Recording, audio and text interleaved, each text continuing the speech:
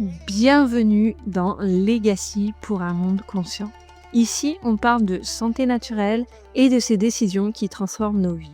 Je suis Yasmine et j'accompagne les femmes à reprendre le pouvoir sur leur santé et leur vie grâce à des solutions naturelles. Dans ce podcast, je partage mes réflexions personnelles ainsi que des discussions inspirantes. Ce podcast est pour toutes celles qui veulent apprendre à écouter leur vérité intérieure et vivre pleinement selon leurs propres règles. Belle écoute!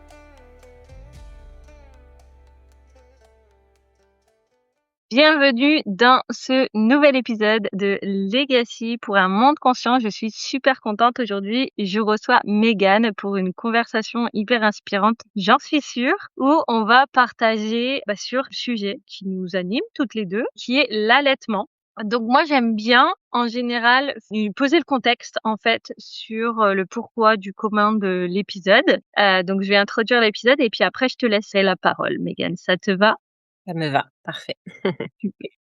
Pour les adeptes du podcast, ça fait plusieurs épisodes où j'ai posé l'intention en fait de faire un épisode sur l'allaitement, mais je me sentais pas moi de le faire par rapport à simplement mon expérience personnelle. Pour moi, l'allaitement, ça représente beaucoup. On va en parler tout au long de cet épisode, donc je vais pas développer dans l'introduction, mais c'est vraiment un sujet que j'avais envie d'aborder ici et je me sentais pas et donc je me suis dit: «Je vais, contacter une pro de l'allaitement ou s'il y a une pro de l'allaitement qui me contacte par rapport au podcast pour faire un épisode». Du coup, on s'est rencontrés, Mégane, lors d'une matinée, réseautage entre entrepreneurs et donc j'ai su, que tu étais, professionnelle dans l'allaitement et donc je t'ai proposé de faire cet épisode de podcast ensemble et tu as tout de suite dit oui. Donc on ne se connaît pas spécialement, on a échangé une seule fois ensemble, en amont de l'épisode, mais du coup, ça va être super intéressant d'avoir cette discussion avec toi, sur ce sujet et avoir, un petit peu, ton point de vue sur l'allaitement, qui tu es justement pour nous parler de tout ça. Donc je vais te laisser la parole si tu veux bien te présenter, Mégane. Merci. Alors déjà, merci à toi pour cette invitation parce que tu avais posé l'intention de pouvoir échanger avec une professionnelle et j'avais posé l'intention de mon côté de pouvoir poser ma voix autour de l'allaitement, donc on s'est trouvés. Donc au niveau présentation, donc Mégane, j'ai 37 ans, maman de 3 enfants de 18 à 5 ans, tous les 3 allaités et j'ai un parcours professionnel qui m'a amenée à 30 ans à faire une reconversion pro en tant qu'auxiliaire. Où j'ai très vite, rejoint le monde de la maternité. Donc j'ai travaillé pendant 4 ans dans un service de maternité pour lequel je me suis rendu compte un petit peu de la réalité de ce qui est l'allaitement maternité et donc j'ai fait le choix de, me spécialiser et de me former en plus, de ma formation d'auxiliaire de puériculture que je trouvais insuffisante et dans cette formation et ce cheminement, j'ai finalement fini par quitter la maternité pour laquelle je me retrouvais plus en phase et aujourd'hui j'exerce, du coup, en libéral à mon compte, sur, 100% accompagnement, des familles dans leur chemin d'allaitement.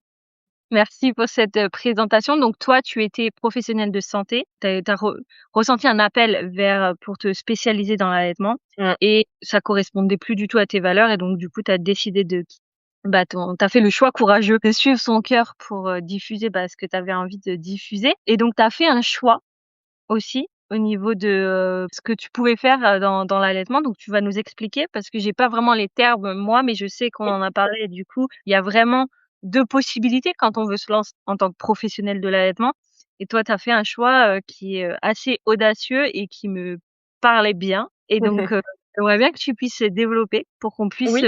prendre.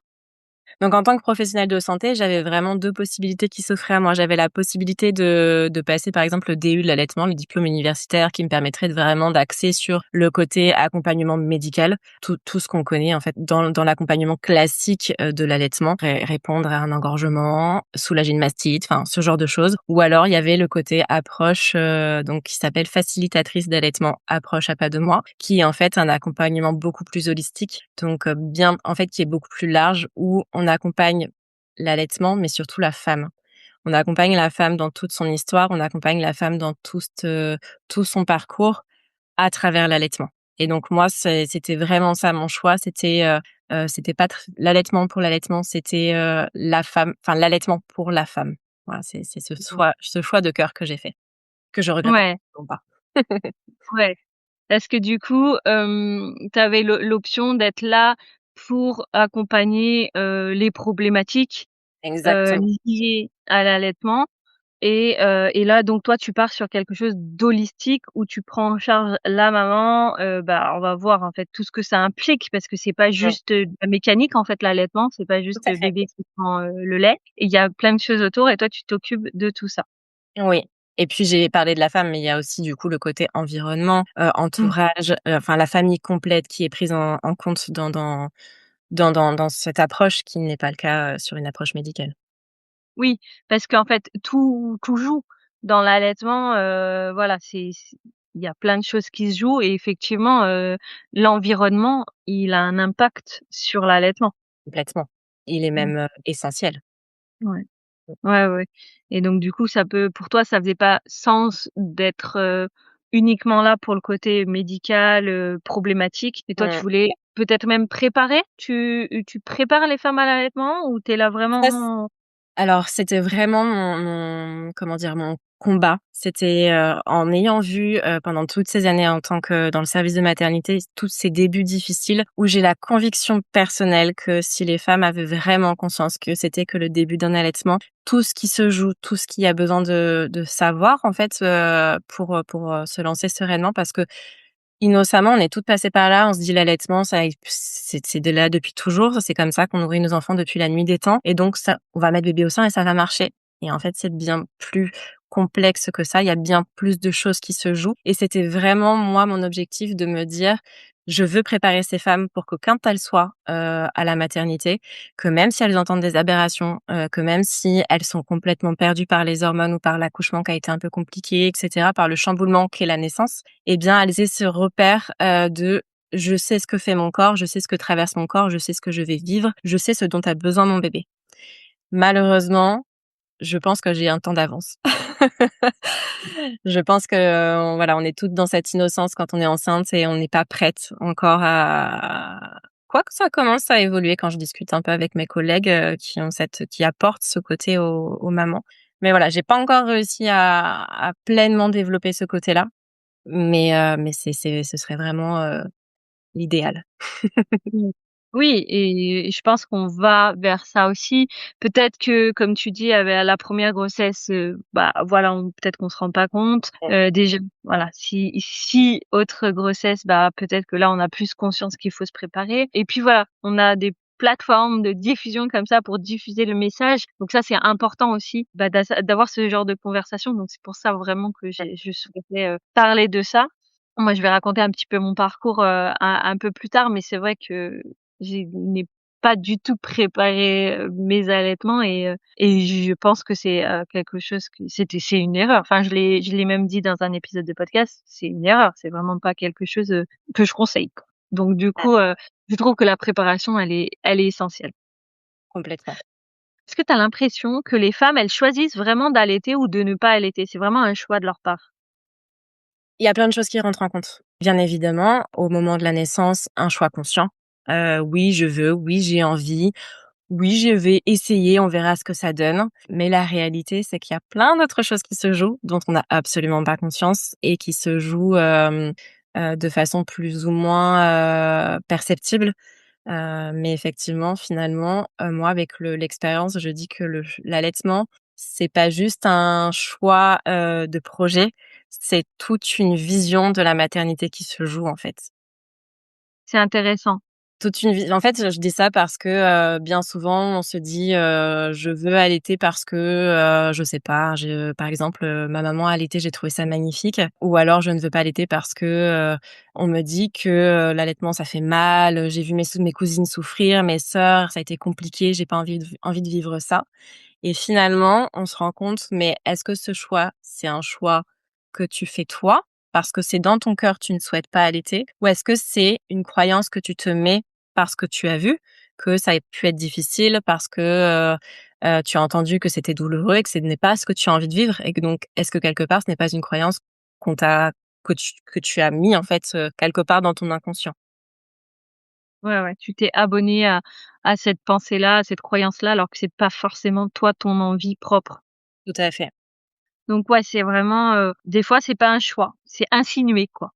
C'est ça, c'est le subconscient qui est là et qui, fait toc toc toc. Et puis il peut y avoir même ces femmes qui souhaitent allaiter coûte que coûte et finalement, en fait ça marche pas. Ça marche pas et quand on creuse, quand on justement d'où l'approche holistique, quand on va chercher un peu plus loin, on se rend compte que, par exemple, il y a des mémoires transgénérationnelles, qu'il y a des conflits de loyauté, qu'il y a même des loyautés tout court, qui font que, l'allaitement, c'est pas juste je mets mes bébés au sein et ça marche, quoi. Mmh. OK, c'est hyper intéressant et ce que j'ai pas dit dans l'introduction de cet épisode de podcast, c'est vraiment que ici, on n'est pas là pour faire, l'apologie de l'allaitement contre ne allaiter ou ne pas allaiter, voilà, l'idée, c'est vraiment de remettre en place le choix de la femme conscient, en fait, dans, comment elle veut nourrir son enfant et ce que ça veut dire. Donc il y a vraiment pas de jugement par rapport à quoi que ce soit et ça, on s'était entretenu avant pour être d'accord avec ce sujet-là. Complètement. J'ai beau être professionnelle de l'accompagnement de l'allaitement, ce qui primera toujours, c'est l'intérêt de la maman et de son bébé. Et si Mmh. une maman, elle souffre de ce qui se passe, mais bien évidemment que je t'accompagne à sevrer ton bébé ou enfin voilà, c'est vraiment pas l'allaitement à tout prix, quoi. C'est, Ouais. femme à tout Mmh. prix et la mère. Le bien-être, à tout prix, quoi. Tout à fait. C'est important, hein. C'était important, voilà, pour moi aussi qu'on soit sur la même, longueur d'onde, par rapport à ça parce que ça peut être, aussi touchy aussi comme sujet. Oui, complètement.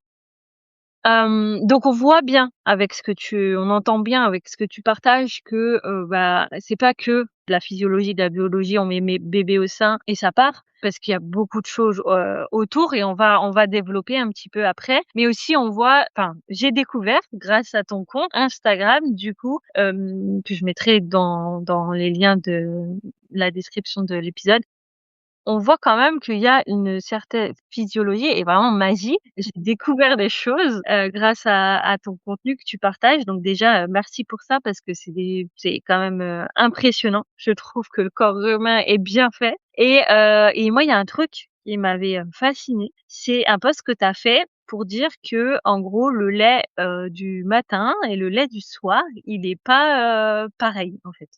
Tout à fait. Est-ce que tu peux nous expliquer ça?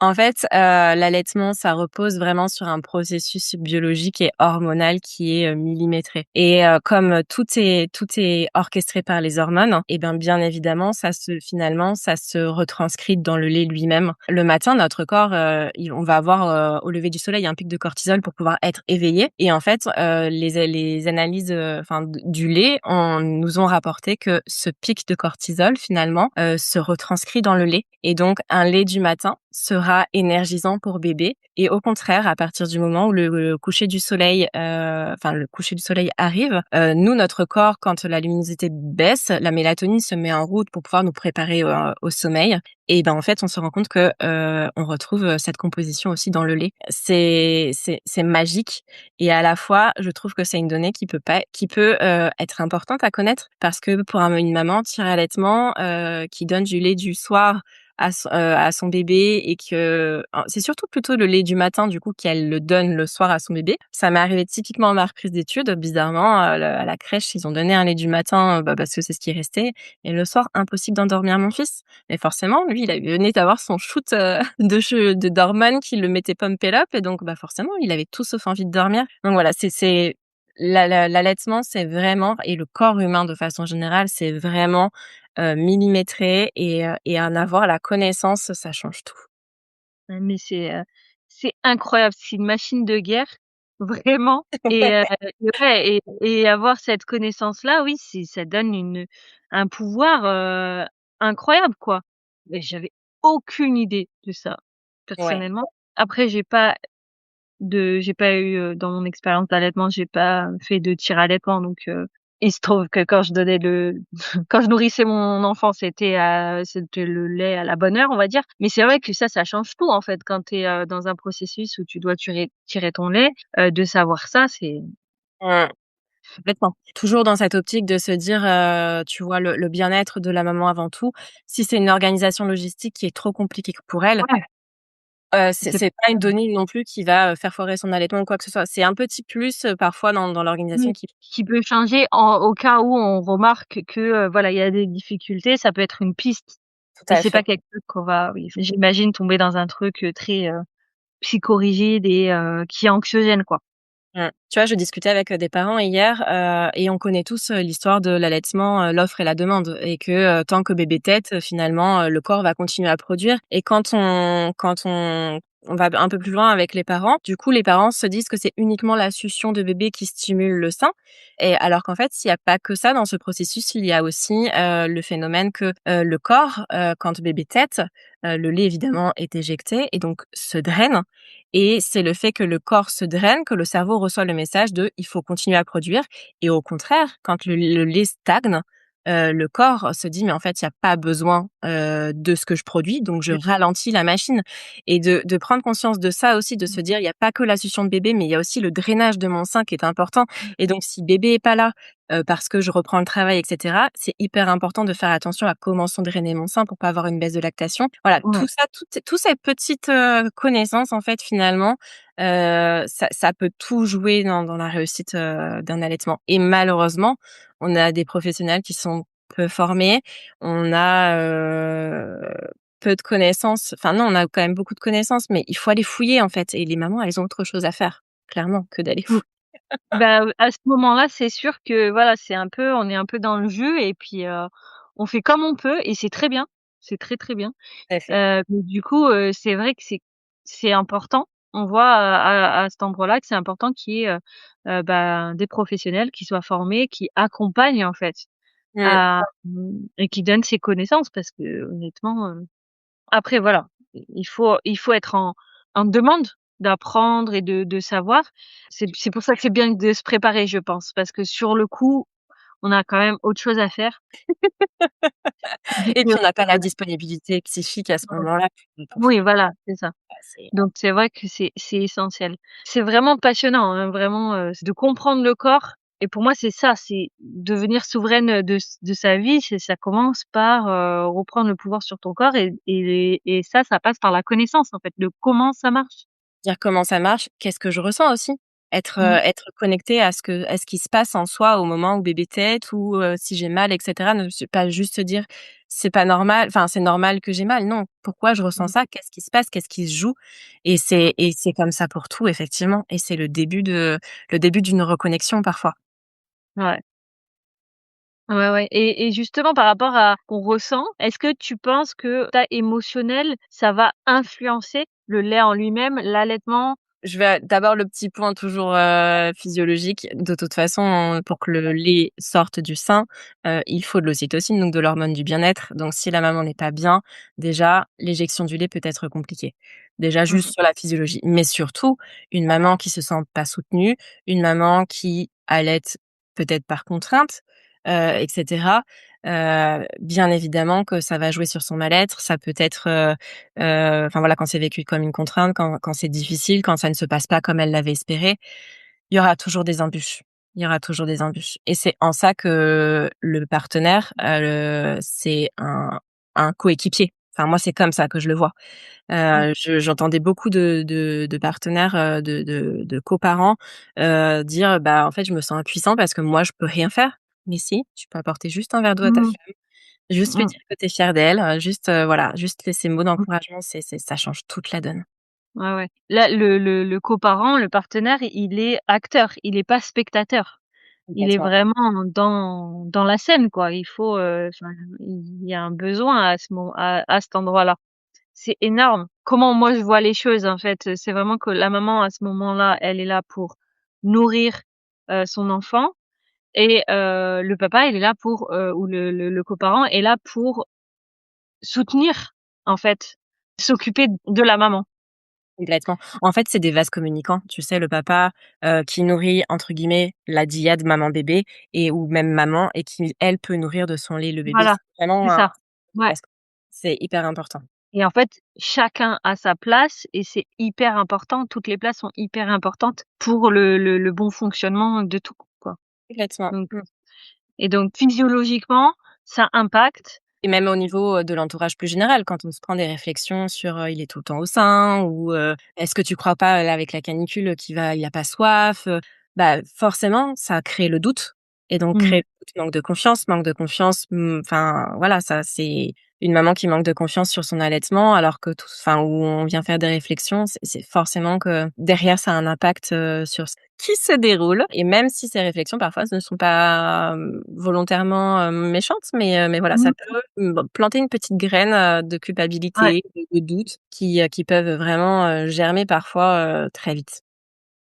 ouais et le doute, il vient, vraiment influencer la vision qu'on a. Peut-être que la femme, elle était vraiment, elle avait une vision de ce qu'elle voulait apporter et le doute fait, bah, changer la vision, en fait.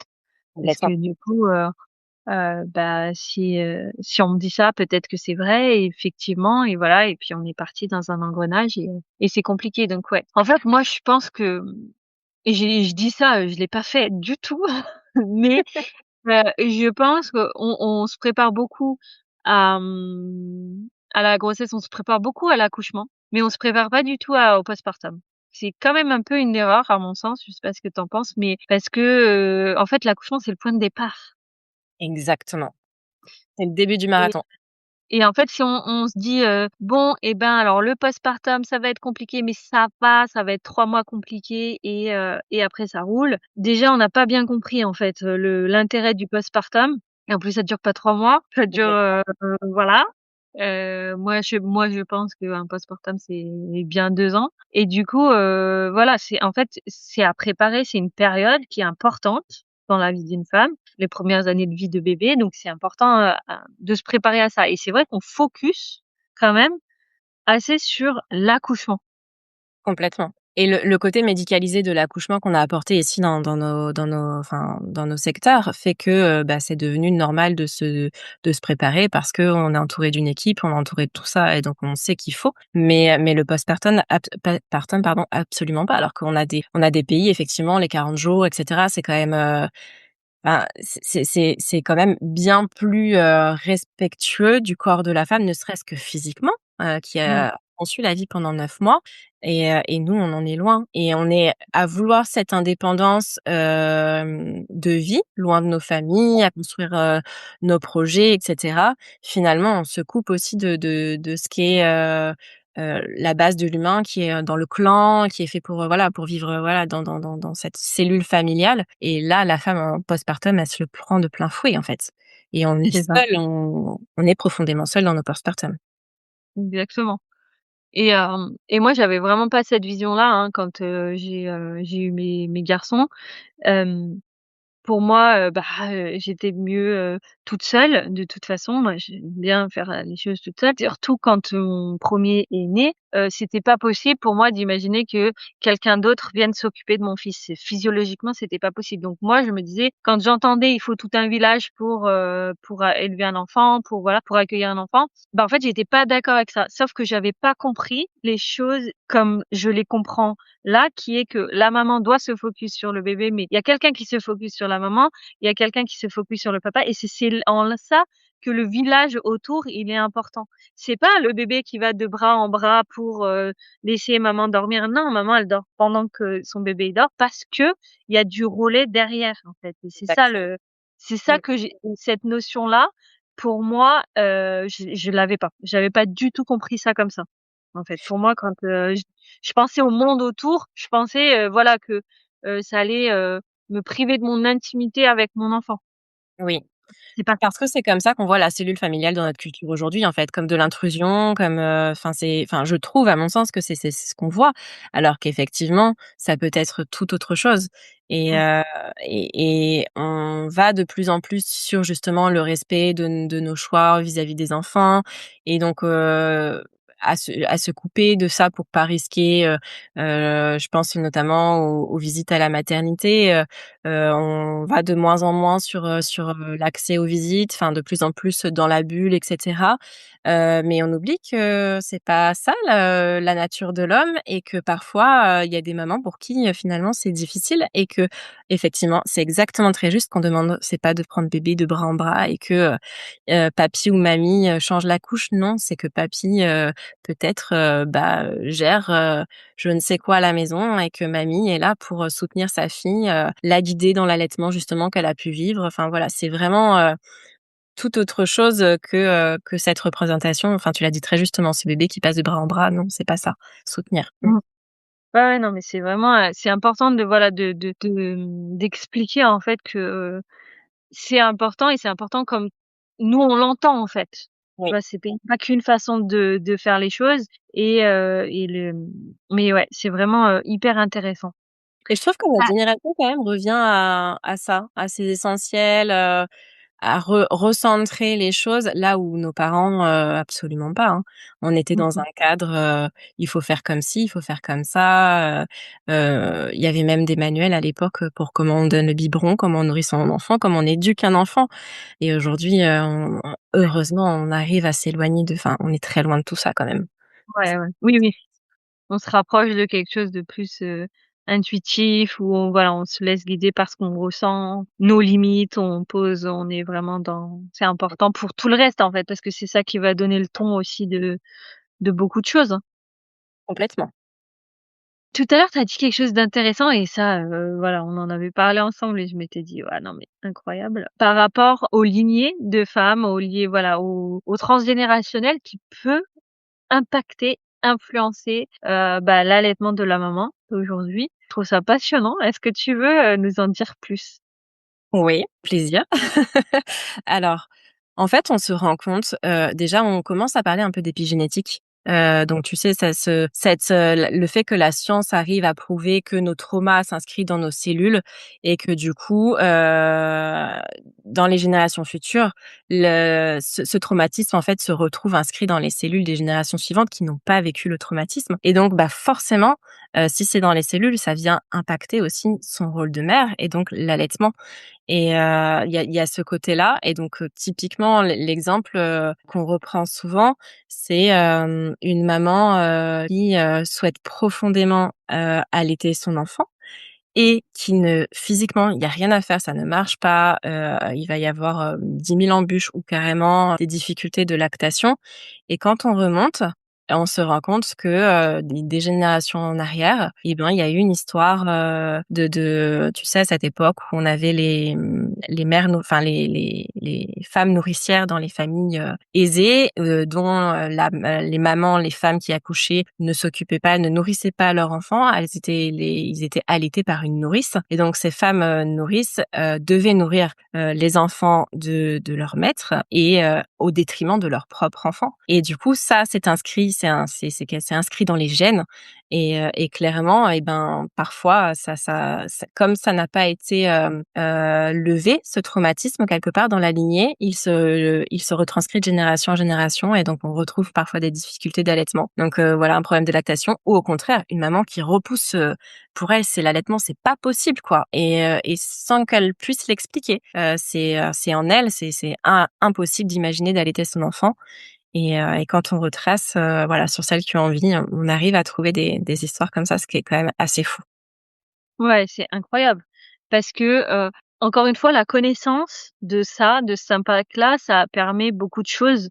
Ça permet de lever, vraiment la culpabilité qui peut ronger certaines femmes, parce qu'elles ne souhaitent pas allaiter et on leur fait porter une culpabilité, ou, des femmes qui veulent et qui pour qui c'est pas possible et de savoir Oui. il peut y avoir une explication, ça enlève beaucoup de choses, ça, c'est hyper important, quoi. Quand tu m'as fait part de ça, je me suis dit: «Mais c'est incroyable, en fait, on le sait pas ça». Et puis ce côté culpabilité, parce qu'une maman qui n'arrive pas à mener son allaitement alors que c'était son projet, elle se sent parfois nulle, elle se sent incompétente. Mmh. Toi, au niveau moral, ça peut, forcément, c'est un énorme impact. Alors que si on sait que en fait, finalement, c'est son subconscient qui fait un processus, que ça bloque le corps parce qu'il y a une mémoire, qui fait que le corps se sent en danger si, parce que, la mère nourricière, elle privait ses propres enfants, Mmh. pour l'enfant du maître et donc pour elle, c'est pas possible de reproduire ça avec ses enfants, donc je vais pas le mettre en danger et je vais lui donner un biberon.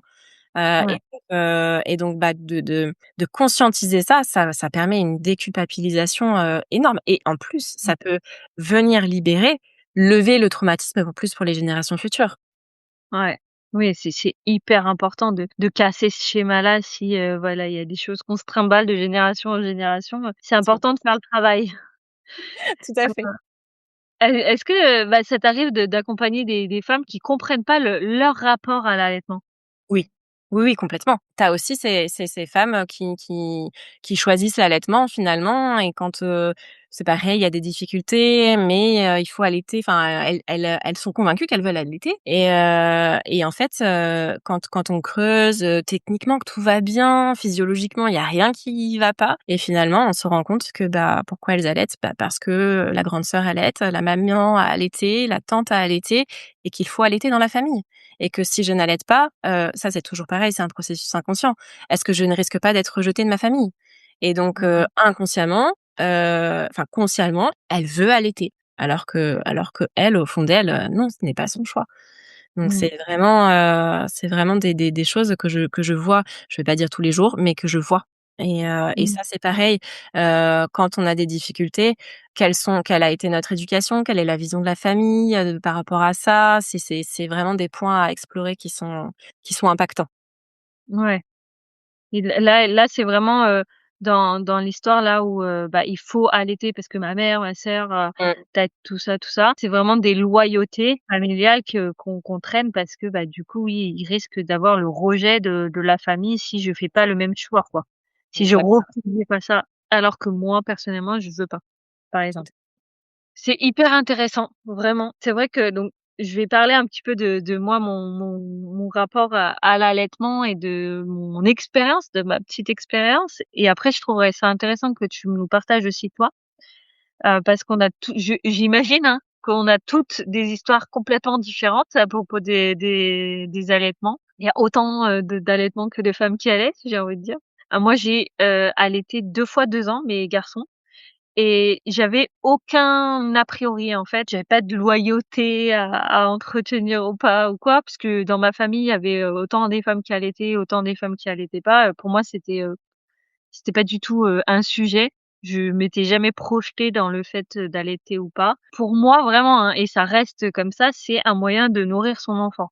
Donc, Mmh, que ce soit par le sein ou par le biberon, c'est pour moi, c'est nourrir son enfant et du coup, j'ai souhaité allaiter quand je suis tombée enceinte. Bah, là, c'était vraiment une certitude, mais une certitude, un peu, en mode, «C'est comme ça, pas autrement». J'achète pas de biberon, je j'achète pas de lait, pas de voilà, tous les discours au cas où ça marche pas, tout ça, je l'entends pas. Moi, je suis dans mon truc, dans ma vision et je veux allaiter. Tout simplement, je sais pas pourquoi, mais je sais que je le veux. C'est très, très fort en moi. Mais par contre, je me prépare pas parce que je me dis comme tu l'as si bien dit: «On sait faire, il y a pas de raison», et je me suis même pas pour ma première grossesse, j'étais vraiment pas connectée à ce qui se passait en moi et j'ai pas, je me suis pas, même préparée à l'accouchement, je me suis pas préparée. Pour moi, le corps sait faire. C'est comme c'était mon fonctionnement, de base, c'est le corps sait faire, de toute façon, j'ai pas besoin, j'ai besoin de personne. Ce que je voulais faire revenir dans ce témoignage-là, c'est que vraiment c'est, à la maternité que j'ai entendu donc j'ai allaité quand même 4 ans dans ma vie et c'est à la maternité que j'ai entendu le plus de conneries sur l'allaitement, vraiment et c'était mes premiers instants de maman, quoi. Donc ça aurait pu avoir un impact quand même désastreux sur mon allaitement parce que vraiment les conseils que j'ai eus, c'était aberrant, vraiment. Donc voilà, ça fait 10 ans, tu m'as dit que ça n'avait pas spécialement changé, non, pas entre-temps? vraiment.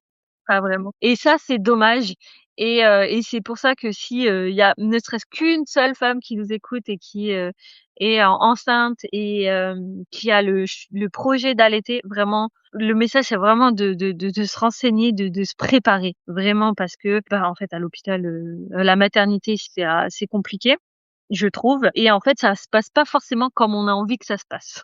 Ouais, tout à fait. Et moi vraiment j'avais la vision, c'était comme ça, enfin j'avais pas de vision, hein, mais c'était juste comme ça, je vais savoir faire, mon corps va savoir faire.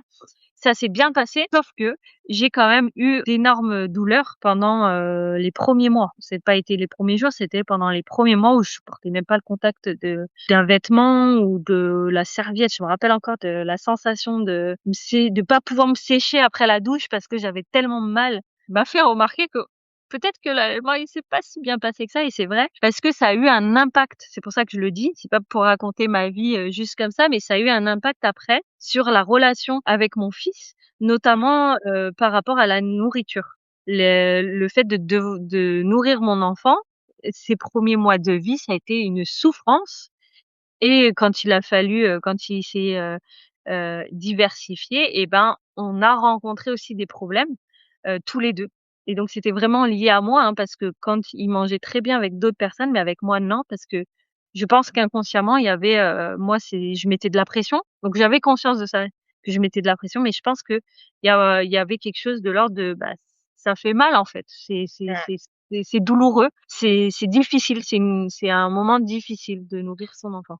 Donc voilà, vraiment, le message là, c'est, voilà, s'il y a aussi, ne serait-ce que quelque chose qui ne roule pas, de se faire accompagner, quoi. Et c'est jamais trop tard, j'imagine? C'est jamais Heu, trop tard et j'irai même encore plus loin dans ton exemple qui est flagrant, c'est à quel point on se rend compte à quel point l'émotionnel a un impact. mmh, Parce que, finalement, tu as vraiment émotionnellement, mis, cette relation de nourrir l'enfant à de la douleur et quel mmh, impact ça a eu dans votre cheminement de diversification. Donc, même s'il y a pas de douleur physique, ne serait-ce que ouais, l'émotion qu'on ressent à l'intérieur de l'émotionnel. toi, Mmh, ouais. c'est clair. Ouais, donc c'est vraiment, très intéressant de se faire accompagner et voilà, de voir parce que tout a un impact après, hein. On rajoute pas de la culpabilité, l'idée c'est pas ça, mais c'est de se dire qu'il y a des solutions, il y a des explications, il y a des choses à savoir, il y a des connaissances à avoir et je pense, oui, j'aurais été accompagnée à ce moment-là, j'aurais pas eu ces douleurs-là et sûrement que la relation avec, mon fils par rapport à la nourriture, ça serait, passé différemment parce que ça a clairement, impacté après le fait que, bah, c'était très compliqué et comme, c'est moi qui le gardais, la plupart du temps, il fallait bien que je le que qu'il mange avec moi, mais c'était un peu compliqué donc du coup, voilà, c'est important et ensuite après à part ça, j'ai pas eu de complications. Pour mon deuxième, je me suis dit la même chose. C'est-à-dire, j'ai pas besoin de me préparer, je sais faire, mon corps il sait faire et j'ai eu mal avant donc je vais pas avoir mal. Tout à fait, le chemin logique. Sauf que j'ai eu quand même bien mal, sauf j'ai eu mal mais beaucoup moins, enfin beaucoup moins longtemps et donc j'ai pas eu du tout le même rapport et puis voilà, j'ai fait les choses autrement aussi par rapport à l'alimentation, la diversification parce que comme ça a été un sujet, pour mon grand, bah, pour mon petit, j'ai mis en place la DME, ce qui fait que c'était un autre chemin et beaucoup mieux. Mais voilà, je me suis remis dans le truc de je sais faire, j'ai besoin de personne. Mais voilà, mon message ici et c'est pour ça que je trouve que c'est hyper intéressant d'avoir, ce genre de conversation parce que oui, on peut, parce que moi, du coup, j'ai quand même, allaité, voilà 4 ans et c'était bien, c'était mon choix, c'était mon souhait, ça s'est plus ou moins bien passé, mais ça aurait pu être carrément mieux et parfois enfin moi je connais plein de femmes qui ont, essayé d'allaiter, voilà, qui ont eu plein de et ça se passe pas comme elles le souhaitent, quoi. Complètement et tout à Donc l'heure, tu faisais le parallèle avec le fait d'être habitué enfin, que c'est ancré de se préparer à l'accouchement et la preuve, on voit de plus en plus de femmes qui font appel aux doulas pour la préparation à l'accouchement et pour être présentes le jour J et en fait, ce qui font qu'elles vivent l'accouchement de façon, tellement différente et voilà, il faut que toutes ces femmes, elles sachent que ça existe pour l'allaitement et se faire ouais, accompagner à partir du moment alors que ce soit en préparation ou à partir du moment où on commence à parce que non, avoir mal, ce n'est pas normal. À avoir des douleurs qui persistent, des doutes, des questions, l'accompagnement, il existe et c'est hyper important de se sentir soutenu dans ce chemin et merci de le partager parce que je trouve que c'est encore pas assez ancré dans nos représentations. ouais, exactement et pourtant c'est tellement utile et important. J'avais vu, je sais pas si tu as les stats, mais j'avais vu un chiffre qui disait que la je me rappelle plus du tout des chiffres, hein, mais que la majeure partie des femmes veulent allaiter, Mmh. mais il y a pas tant que ça de femmes qui allaitent. Donc c'est qu'il y a un gap à un moment donné, il y a un truc qui se passe qui va pas, quoi. Je me souviens très bien, quand, j'étais encore en maternité, on avait peu de femmes qui étaient en allaitement artificiel. Une grosse partie, enfin je dirais, les 3/4 du service étaient toujours en début d'allaitement maternel. J'ai pas les données exactes, mais je suis sûre que on n'était plus qu'à la moitié déjà juste en sortant des 3 jours de la maternité et effectivement, j'ai plus non plus les chiffres, mais les statistiques sur un mois après, ne serait-ce qu'un mois après l'accouchement, il y en a très peu qui persistent et parce que les débuts n'ont pas été faciles et pareil, toujours dans cette prévention, alors je vais peut-être me faire détester, mais mesdames, vous êtes accompagnées par des superbes auxiliaires de puériculture en maternité qui ont 2 heures de formation en allaitement. Il faut le savoir. Voilà, on est en première ligne, je parle enfin même en mon propre nom, hein, parce qu'on est en première ligne pour vous accompagner sur l'allaitement et on a eu 2 heures dans notre cursus. Alors si vous avez une auxiliaire qui a eu une formation qui est un peu plus touchée, elle aura eu peut-être 4 ou 6 heures, mais c'est un maximum. Et là, dans ma formation que j'ai fait complémentaire, je suis à 12 semaines de formation initiale et des formations continues chaque mois. Donc on n'est pas du tout voilà sur les mêmes données et donc voilà, c'est une réalité qui existe et dont je pense que en tant que maman, on n'a pas conscience, on se dit elles sont professionnelles, elles ont l'habitude, elles gèrent ça au quotidien, ça va bien se passer. C'est pas toujours le cas. Ouais, et c'est pour ça que ça t'a pas du tout étonné quand je t'ai dit que, les pires conseils que j'ai eus, c'était à la maternité, parce que 2 heures de formation dans le cursus, on imagine bien que voilà, quoi. Et moi, c'est clairement, enfin, je vais être transparente, c'est clairement ce qui m'a fait quitter la maternité parce que je n'arrivais plus, d'une, à entendre certaines aberrations que j'entendais, que les mamans me rapportaient, et de deux, bah, finalement, de construire quelque chose avec une maman. Et puis, bah, quand on termine son service et qu'on repart chez soi, il y a une collègue qui prend le relais et qui vient mettre Mmh. le doute, voilà, là où il y avait pas besoin. Et donc, c'était devenu trop lourd, en fait, à porter. J'étais plus en phase avec ça. Et donc, c'est clairement ce qui m'a fait partir et de me dire, bah, je vais mener mon combat moi-même de mon côté et puis je vais armer les femmes pour ne pas avoir besoin de ces professionnels pour se lancer ou du moins des Mmh. connaissances des professionnels pour se lancer. Très, très juste et merci pour, ce combat. Est-ce que du coup, tes expériences d'allaitement t'ont donné envie de te spécialiser et de Complètement. tra Ça a clairement, aussi, je dirais, formaté quel non pas formaté parce que le terme est péjoratif, mais construit l'accompagnante que je suis, parce que j'ai eu 3 allaitements complètement différents. Premier, j'étais enceinte à 18 ans et j'ai une belle-maman qui m'a dit: «Chez nous, on allaite», donc je n'ai pas eu le choix. Et à la fois, j'étais tellement timide qu'à l'époque, on m'a dit, «Si vous voulez des biberons à la maternité, il faut sonner parce qu'on vous les chauffe», hein. C'était encore l'époque où on chauffait les biberons et pour moi, appuyer sur une sonnette, c'était difficile. Voilà, j'étais à cette étape. Juste mettre mon bébé au sein, ça m'allait très bien et voilà, cette femme enfin c'est la grand-mère de mon fils m'avait dit, 3 mois. Donc 3 mois, j'ai tenu et Mmh mh. après j'ai arrêté. Voilà. Pour mon deuxième, c'était pas le même papa et du coup, j'ai eu mon choix, enfin j'ai fait mon choix et j'ai souhaité allaiter, bah, parce que finalement cette expérience avec mon aîné était plutôt chouette, même si, ça a été, induit, je dirais.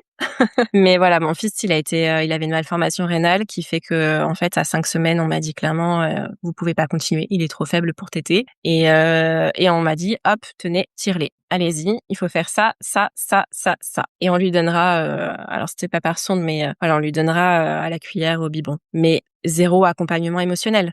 Je venais Mmh. d'apprendre que mon fils avait une malformation rénale, qu'il fallait qu'il se fasse opérer et cetera. J'avais 23 ans, j'avais pas ma famille à côté, et ben, en fait, non, j'ai pas pu et c'est dommage parce que finalement, avec tous les bienfaits qu'a le lait maternel, ça aurait pu l'aider, mais c'est comme ça, j'avais pas les connaissances à ce moment-là. Donc j'ai clairement abandonné parce que j'ai privilégié de tenir pour mon bébé plutôt que de me mettre une machine, enfin la pression d'une machine. Donc ça a énormément joué sur mon accompagnement, sur l'accompagnement émotionnel que je mène auprès des femmes. À quel Mmh. point, là, comment tu te sens tout de suite, comment c'est important, enfin c'est aussi essentiel de, quelle douleur tu as ou, voilà, c'est vraiment, ça a construit ça. Et mon dernier enfant, bah pareil, j'ai choisi d'allaiter. Et là, pour le coup, ça a été une expérience, traumatisante peut-être, je dirais, parce qu'on était donc c'était il y a 5 ans. On était encore très arriérés sur, les allergies alimentaires et mon fils avait une grosse allergie aux protéines de lait de vache, entre autres et on m'a sorti beaucoup d'aberrations et on est arrivé à un stade où il a dû être hospitalisé et on me disait clairement que je rendais mon fils malade et qu'en fait, on m'a pas laissé le choix que d'arrêter d'allaiter. Sauf que non, bah, en fait, moi, c'était pas possible. J'avais des connaissances, à ce moment-là qui me permettaient de dire que ce qu'ils avançaient, c'était clairement, je ne pouvais pas rendre mon fils malade. En plus, je faisais les évictions à ce moment-là. Mais en fait, il le forçait tellement, au niveau de l'introduction alimentaire, que mon fils ne tolérait plus rien. Son estomac était tellement, inflammé de partout qu'il n'arrivait plus à s'alimenter du tout. Mais c'est pas grave, avec mon mari, à ce moment-là, on a fait bloc clairement et on est parti. On a dit: «Non, je continuerai». On m'a menacé d'alerter les services sociaux. Je dis: «Bah, merci, au revoir, c'est pas grave, allez-y». Et puis la vie a fait que heureusement monsieur a été muté, donc on a changé de région, donc on a changé de professionnels médicaux. J'ai cherché des professionnels qui étaient formés et là, du coup, j'ai réussi à trouver des personnels formés à l'allaitement qui ont su m'accompagner et qui m'ont dit, clairement: «Finalement, vous avez sauvé votre fils avec votre allaitement» et donc ça, Mmh. clairement, heureusement que finalement ça s'est passé dans cet ordre-là parce que si j'avais eu, ça à 23 ans, j'aurais pas eu la force, mentale, l'aplomb aussi, et la confiance en tant que maman de me dire: «Non, je veux allaiter, je sais que ce que je fais pour mon bébé est bon, je sais pas ce que ça aurait donné pour mon fils» et donc forcément tout ce chemin, ça construit. Ça construit et quand on voit, tout le peu d'écoute ou le peu de reconnaissance auprès de ce que vit chaque maman, moi je peux pas. Je Mmh. plus, c'est intrinsèque à moi. Ouais, donc ça a vraiment nourri ton besoin, ton envie de créer un espace pour, accompagner, Mmh. les femmes, à vivre cette période-là. C'est incroyable, tes histoires, d'allaitement et ouais, surtout la dernière où carrément tu subis de la menace, quoi, Ouais, de complètement. Et comme quoi, même quand on est professionnel, on n'a pas mmh, plus quand il y a un manque de formation, on n'a pas plus de légitimité, on reste une mère qui a peur, une mère inquiète, une mère, voilà. Donc mesdames qui nous écoutez, quand vous ressentez quelque chose à l'intérieur de vous, c'est dans vos tripes, écoutez-vous. Vous êtes mmh. la meilleure experte de votre enfant et c'est ce qui m'a sauvée, clairement. Impressionnant. Merci pour ce partage et vraiment merci, ouais, pour ce que tu apportes parce que c'est vraiment essentiel et j'espère que les personnes, les femmes, vont prendre conscience de l'importance de se faire accompagner à cette période. Comment toi tu sais qu'une personne elle a besoin d'un accompagnement? Est-ce que tu penses que toutes les femmes ont besoin d'un accompagnement, dans l'allaitement? Je dirais que toutes les femmes, auraient besoin d'une préparation. Une vraie préparation sur comprendre comment fonctionne son corps et donc comprendre ce qu'elles vont traverser et les besoins de leur bébé. Ça, c'est une évidence. Après, il y a des femmes, pour qui sont très connectées à leur corps justement déjà de base et pour qui du coup ça va super bien se passer. Donc ces femmes-là, il y a pas forcément besoin tant qu'elles ont compris comment ça fonctionne et cetera. Voilà, c'est pas une obligation. Mais pour toutes les autres, pour qui il y a des douleurs, des doutes, des craintes, des appréhensions, oui, c'est voilà. Il y a en fait chacune son chemin. Peu importe votre chemin, si vous en sentez le besoin, on est là en fait. Que ce soit, Mmh. les facilitatrices d'allaitement, les doulas ou même les IBCLC sur le côté un peu plus, médical, on est là, on existe et faites-vous aider, accompagner si vous en sentez le besoin. Il y a ce qu'il faut pour et c'est important, quoi, quand on en ressent le besoin. Pour toi, c'est quoi, un allaitement réussi?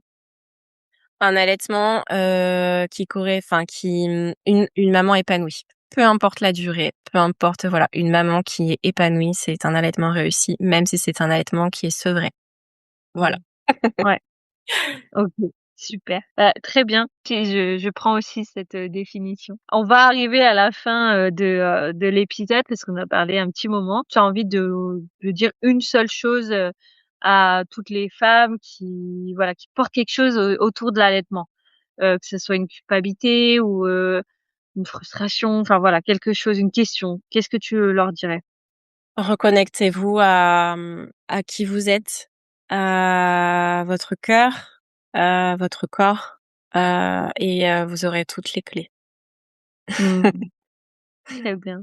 J'en ai Ça des va frissons. ouais, c'est génial. Ça va bien avec le sens de ce podcast et le message aussi que je diffuse, vraiment de devenir, souveraine de sa vie, de son corps. C'est important. Bah, merci beaucoup Mégane. Est-ce que tu peux nous dire concrètement comment on peut faire appel à toi? Qu'est-ce que tu proposes? Alors déjà avant, merci à toi d'ouvrir cet espace de parole parce que c'est essentiel, je pense. Et ensuite, comment on peut faire appel à moi? Bah, via mon Instagram, tout simplement, déjà. Et qu'est-ce que je propose? Je propose vraiment des accompagnements. Alors, ça peut être des consultations uniques s'il y a un besoin express, une urgence, une question. Mais c'est essentiellement des accompagnements qui sont construits sur mesure en fonction de chaque besoin, chaque famille. Donc, ça, de la grossesse jusqu'à la reprise du travail, essentiellement. Voilà. Le mot d'ordre, c'est du sur-mesure. J'accompagne vraiment, alors parfois ça va être 2 séances, parfois ça va être 10. Voilà, c'est comme chaque famille en ressent le besoin. Mais Ouais. dire c'est avec plaisir et que si vous rentrez en contact avec moi, juste pour échanger même votre vision de l'allaitement, Ouais, c'est intéressant de pouvoir échanger là-dessus et de comprendre les besoins et oui, donc toi, tu accompagnes de façon, ultra personnalisée parce que chaque femme, chaque histoire, chaque environnement est différent et chaque besoin est différent. tout à fait, c'est exactement ça. Tu as mis les mots parfaits.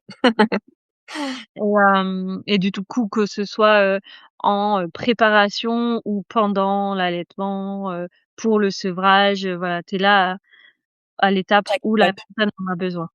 Exactement et ça peut être, au moment T et puis ça peut être aussi 6 mois plus tard s'il y a besoin, enfin vraiment, du sur mesure et sans protocole, voilà, je le précise parce que je viens du milieu médical mais je suis, devenue presque allergique au protocole.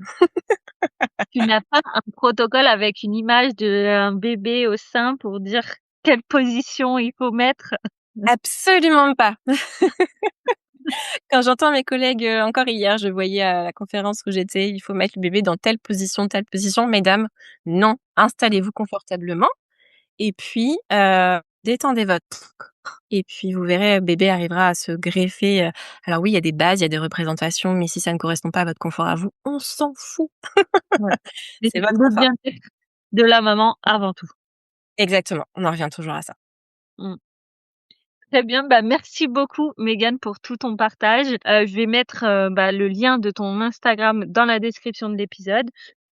N'hésitez pas, de votre côté à nous faire un retour sur, bah, ce que ça vous a apporté, si vous avez eu, voilà, un déclic à avoir, quand vous nous avez écoutés et si ça fait écho, si vous avez déjà allaité, voilà, si ça il y a quelque chose qui a résonné en vous ou si vous êtes en projet, pour allaiter, bah, dites-nous un petit peu ce que vous en avez pensé. C'est avec joie pour échanger sur ce sujet qui est important, qui est essentiel. Que votre choix soit d'allaiter ou de ne pas allaiter, c'est vraiment l'idée, c'est de libérer l'espace, et la parole sur ce sujet-là. Merci beaucoup à toutes pour cette écoute et puis, on vous dit à très bientôt. Belle journée à vous. À bientôt.